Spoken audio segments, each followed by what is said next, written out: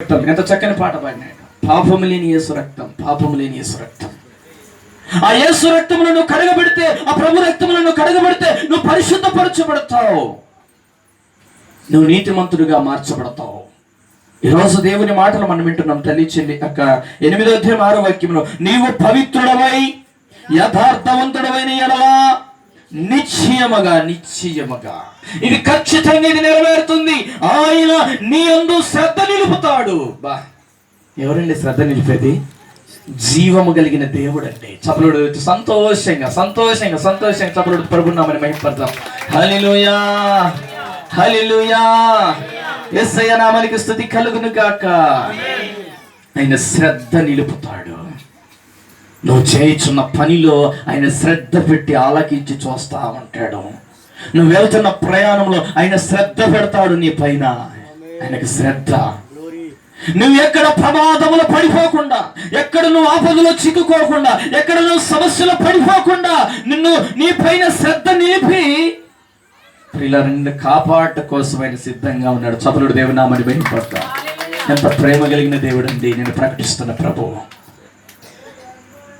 నీ పైన శ్రద్ధ నిలుపుతానంటున్నాడు. నువ్వే దేవుడు కావాలని కోరుతున్నాడు, నువ్వే దేవుడు కోరుకుంటున్నాడు. నువ్వు వెళ్తున్న ప్రయాణంలో నీ తల్లిదండ్రులను పట్టించుకోకపో. జాగ్రత్త పోయినా నాయన అంటారంతే, జాగ్రత్త పోయినా తల్లి అని చెప్తారంతే. కానీ కాపాడేది ఎవరండి? జీవము కలిగిన దేవుడే.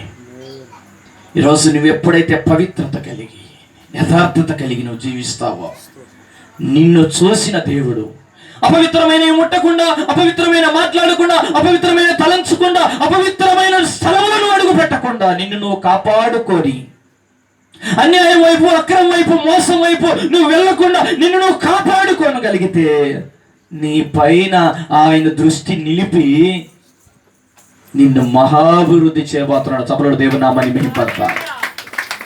అనుకోవచ్చేమో నన్ను ఎవరు చూస్తున్నారు, ఇంత నీతిగా యథార్థంగా అంటే ఎవరు పట్టించుకుంటారని. రానుంది మహా గొప్ప సంతోషకరమైన రోజు.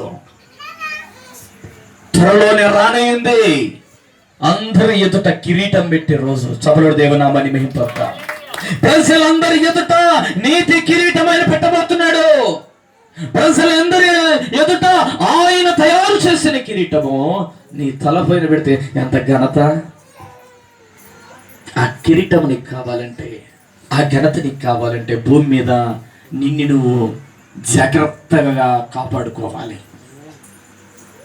నువ్వు అపవిత్రమైన స్థలమును అడుగు పెట్టకుండా, అపవిత్రమైన మాటలు మాట్లాడకుండా, అపవిత్రమైనటువంటి కార్యక్రమాలలో నువ్వు పాలు పంపులు పొందకుండా నిన్ను నువ్వు కాపాడుకోగలిగితే, మొదటి నీ స్థితి కొద్దిగా ఉన్నా సరే